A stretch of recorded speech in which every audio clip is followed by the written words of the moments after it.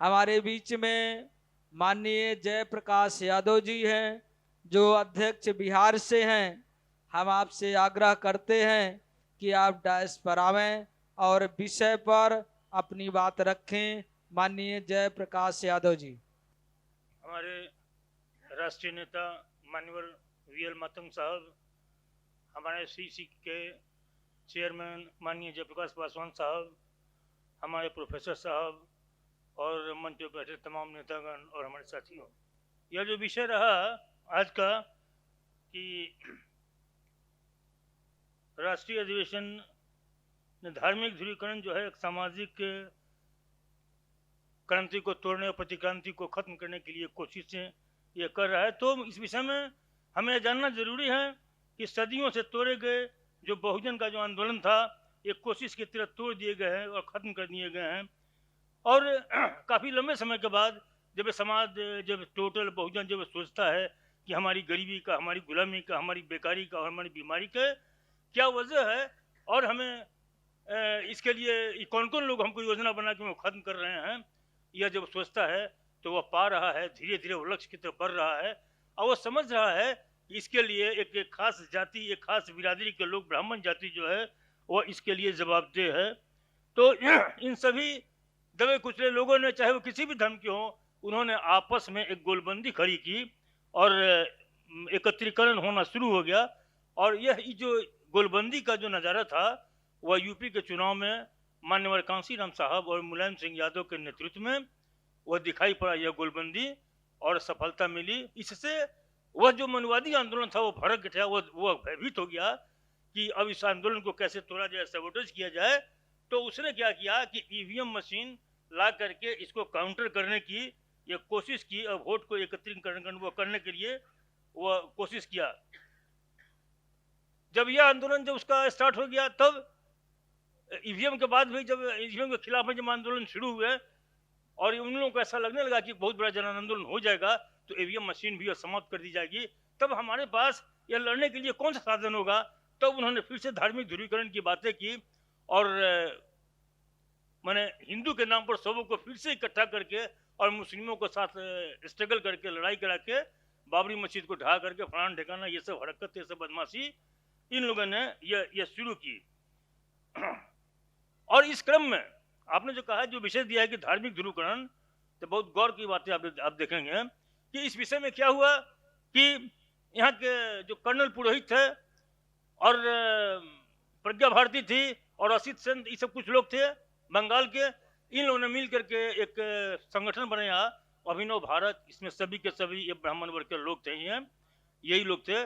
और इन लोगों ने मिल करके, अब आप धार्मिक ध्रुवीकरण की बातें करें, सोचिए इन लोगों ने मिल करके इजराइल में एक योजना बनाई और इजराइल में जाकर के वहाँ के जो सत्ताधीश लोग थे उनसे मदद मांगी कि हम और आप एक ही, ध्यान दीजिए, इजरायली यहूदी कंट्री है, ये ब्राह्मण कंट्री, ये ब्राह्मण लोग हैं, और ये लोग इजराइल में जाकर कहते हैं कि हम आप बिल्कुल एक हैं और हमको इस देश पर हुकूमत करने के लिए, इसे गुलाम बनाए रखने के लिए हमको आपकी मदद चाहिए।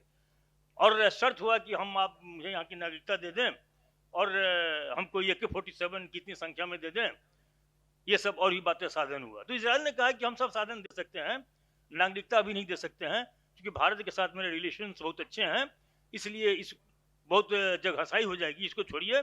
ऐसे भी आप लोग जहाँ भी हैं, आप हमारे देश के नागरिक हैं ही, कोई भी यहूदी चाहे जिस कंट्री में हो, चाहे जिस धर्म में हो, वो यहाँ का नागरिक होता ही है, उसकी नागरिकता सदैव स्थिर रहती है। जहाँ तक AK-47 देने का सवाल है तो यह पब्लिक हाथ में नहीं दी जा सकती है, वह किसी कंट्री के द्वारा दी जा सकती है।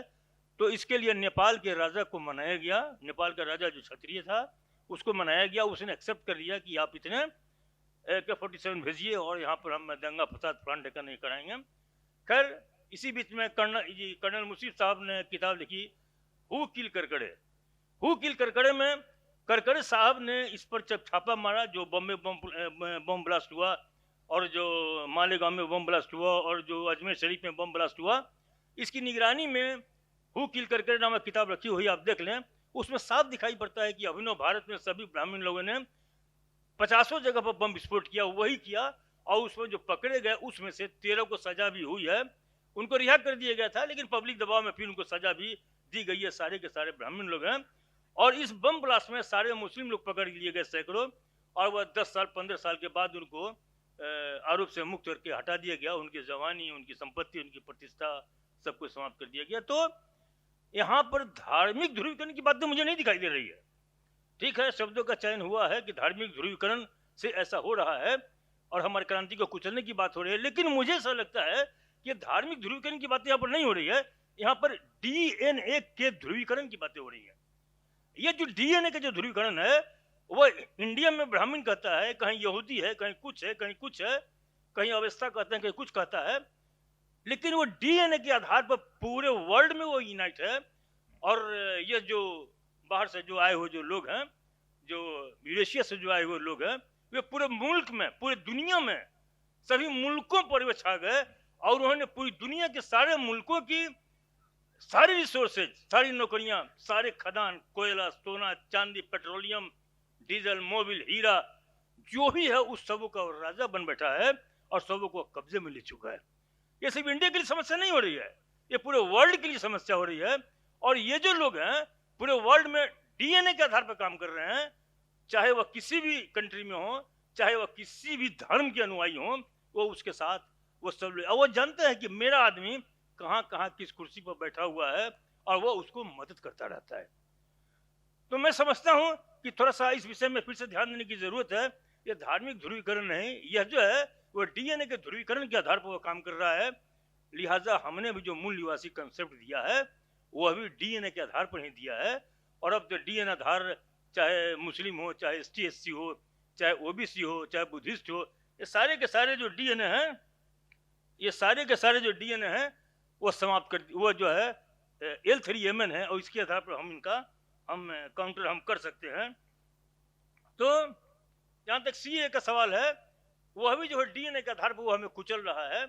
और जो कंसंट्रेशन कैंप जो आसाम में बनाए गए हैं, उन कंसंट्रेशन कैंप में करीब जो 19.5 लाख लोग जो आसाम में जो बंदी थे, उसमें से 1.5 लाख ही मुस्लिम है, बाकी एसटी एससी ओबीसी और एसटी एससी या ओबीसी है।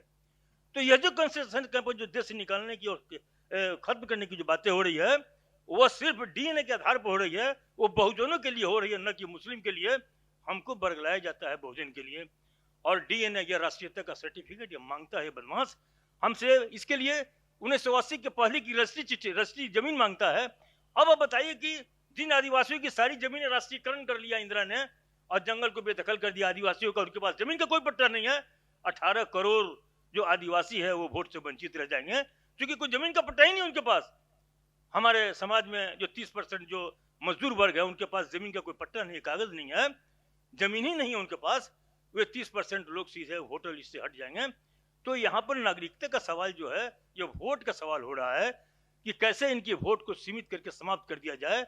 और इस आधार पर हमको ध्यान देना होगा, हमको ये सोचना होगा। और आगे कहा जाता है कि यह मुस्लिमों के खिलाफ है, तो मुस्लिम के खिलाफ है तो बिल्कुल ही नहीं है। और एक जो सबसे बड़ा जो खतरा है, मैं समझता हूँ कि बामसेफ में इस विषय पर ध्यान नहीं दिया गया है। मैं चाहूँगा कि बामसेफ इस विषय पर भी ध्यान दे। एक नई समस्या आ गई इस वर्ल्ड के सामने, वो है न्यू वर्ल्ड ऑर्डर। 2010 में इसका गठन हुआ। 14 देशों के 10 देशों के 14 लोगों ने इसको मिलकर संगठन को बनाया है, जिसमें आपको बिल गेट्स भी है और इंडिया से भी कुछ लोग हैं, कुछ चाइना के हैं, कुछ और लोग हैं, ईरान के भी कुछ लोग हैं। इन लोगों ने एक न्यू वर्ल्ड ऑर्डर बनाया है और उसने कहा है, उसके जो अपनी सिस्टम है उसने सारे धर्मों को समाप्त करने की योजना उसमें बनी है। और एक नया धर्म इल्यूमिनाटी नामक एक नया धर्म है जो वो उसको पूरी दुनिया पर लागू करना चाहता है। और पूरी दुनिया की आबादी को, जो भी 7.5 अरब है, उसकी आबादी को घटा करके 1% पर लाने की योजनाएं हैं। 1% गुलामों के लिए वो रखेगा जो उसके काम कर सके, फैक्ट्रियों में काम कर सके, मजदूरी कर सके, बोरा ढो सके, फलदारी कर सके। सिर्फ 1% को ही जिंदा वो रखने की बातें वो इल्यूमिनाटी संगठन जो है न्यू वर्ल्ड ऑर्डर ये करने जा रहा है। ये बहुत बड़ा खतरा हमारे सामने, हमारे समाज के सामने ये मौजूद है। इसको आप समझने की कोशिश कीजिए। तो मैं चाहूंगा कि बामसेफ के मंच से इस विषय पर भी कभी कोई वार्ता रखी जाए। और न्यू वर्ल्ड ऑर्डर के विषय में आपको जानना है तो यूट्यूब पर सखा परिवार और भी बहुत से लोगों ने इस पर दिया है। सखा परिवार देख के आप इल्यूमिनाटी दागिए, आपको सब समझ में आ जाएगा कि कितने बड़े खतरे से ये हम लोग गुजर रहे हैं। अभी बामसेफ के सामने अभी बहुत सी चुनौतियां हैं। चुनौतियां ये है कि जो विदेशी जो लोग हैं, जो ईरान से आए हुए जो लोग हैं, हमसे जो विदेशी लोग हैं हमसे देशी होने का सर्टिफिकेट मांग रहे हैं। ये इतने बदमाश लोग हैं, इतने दुष्ट टाइप के लोग हैं, वे अपना सर्टिफिकेट दो, उन लोगों को एक ही जवाब दिया जाए कि आप अपना डीएनए टेस्ट कराइए, ये पता चल जाएगा कि कौन विदेशी है। तो यह देश, मुझे ऐसा लगता है कि पूरी ताकत के साथ देश को गुलाम बनाने की कोशिश की जा रही है। बाम सेफ के सामने एक बहुत बड़ी समस्या है इससे लड़ने के लिए, और बाम सेफ को लगातार कमजोर करने की कोशिश से भी की जाती रही है, लेकिन वे इसमें सफल नहीं हो पाएंगे। और ऐसे ऐसे लोग जिन्होंने काफी समय लगाया भी और तालमेल भी उन्हीं लोगों से कर लिया जो लोग इस बहुजन के आंदोलन को खत्म करना चाहते थे, वैसे लोगों को समय रहते बाम सेफ ने पहचान लिया है, और ऐसे ऐसे अभूतपूर्व नेताओं को भूतपूर्व घोषित कर दिया गया है। अब ये भूतपूर्व नेता लोग जो हैं कहीं बैठक करके अभूतपूर्व योजना बना रहे हैं। यह हवाई किला हो गई, यह कभी भी सक्सेस नहीं हो जाएगी। इन भूतपूर्व लोगों से हमें समझने और बचने की जरूरत है, उनकी चालों को समझने की जरूरत है। जिन लोगों ने हमारी जमीन छीन ली, नौकरी छीन ली, आरक्षण नहीं दे रहा, जनगणना नहीं करा रहा है, उन लोगों के साथ तालमेल करके, उन लोगों के साथ सीटों का समझौता करके, उन लोगों को प्रधानमंत्री और मुख्यमंत्री घोषित करके भविष्य का, ये किसका साथ दे रहे हैं? ऐसे ऐसे बहुजन के असली गद्दार यही लोग हुए जो बहुजन की राजनीति को मिटियामेट करने पर तुले हुए हैं। हमें खुशी है, हमें फक्र है इस बात का कि हमारे सामने योग्य गौरवान्वित नेताओं की टीम है। मानवर मातंग साहब हैं, मानवर काले साहब हैं, मानवर जयप्रकाश जी हैं, और हमारे साथी लोग हैं, और अमरनाथ जी हैं, सब लोग हैं। एक प्रबुद्ध वर्ग, एक समझा और सुलझा हुआ वर्ग एक सामने आया है, और उन्होंने बातों को कुदेरा है और रखा है सामने। हम लोगों ने समझा कि नहीं, इनका स्टैंड बिल्कुल सही है, और इसीलिए हम लोगों ने इनको साथ देने का प्रयास किया है और हम दे रहे हैं। रही बात ओबीसी के संबंध में, हमारे किसी प्रोफेसर साहब ने कुछ बात कही थी कि ओबीसी हमें साथ नहीं देता है। तो इस विषय में मैं कहना चाहता हूं कि बाबा साहब अम्बेडकर, डॉक्टर भीमराव अम्बेडकर साहब को शिक्षा दीक्षा साहू महाराज ने दिया था, जो ओबीसी के थे, जो आके इतना बड़ा आंदोलन और संविधान को बना सके। आपको अम्बेडकर साहब को जो मदद आपके ये आर.एल. चंद्रपुरी ने बिहार में दिया था स्टार्टिंग करके, कि एसटी एससी ओबीसी और माइनॉरिटी को मिला के एक संगठन बनाया जाए, जिसके कारण इनकी हत्या कर दी गई। वहां पर पहली बार मीटिंग में आर.एल. चंद्रपुरी ने बिहार में बाबा साहब को बुलाया था, तो उनके ऊपर फेंकने वाले जो पत्थर फेंके थे लोग थे, उसमें ओबीसी के लोग नहीं थे। आप जानते हैं कि किन लोगों ने पत्थर फेंका था और उस मीटिंग को फॉलोअप कराया था। तो बहुत सी बातें हमको थोड़ा सा सोचने और महसूस करने की जरूरत है। ओबीसी से कहीं गलती हुई है कि वह 1932 में आपको बाबा साहेब अम्बेडकर साहब को पिछड़ों ने अपना नेता नहीं माना, सरदार वल्लभ भाई पटेल ने उन्हें नेता नहीं माना। अगर उस वक्त वल्लभ भाई पटेल ने अम्बेडकर साहब को नेता मान लिया होता ओबीसी का, हमें 52% रिजर्वेशन 1932 से मिलना शुरू हो जाता, जो आज तक नहीं हुआ। ये गलती हुई है ओबीसी से, लेकिन मात्र सिर्फ एक गलती को आप रिपीट करते रहेंगे। अरे हमने कहीं मदद भी तो किया, हमने कुछ समर्थन भी तो दिया है। मायावती और कांसीराम और मायावती जी का जो अलायंस हुआ था, क्या हमने समर्थन नहीं दिया? और समर्थन तो मिला है, सरकारें बनी थी, लेकिन उस समझौते का जो दोनों के बीच में समझौता था, इसको किसने तोड़ा? कभी गौर किया आपने? हमेशा ओबीसी जवाबदेह नहीं है, थोड़ा समझने की जरूरत है।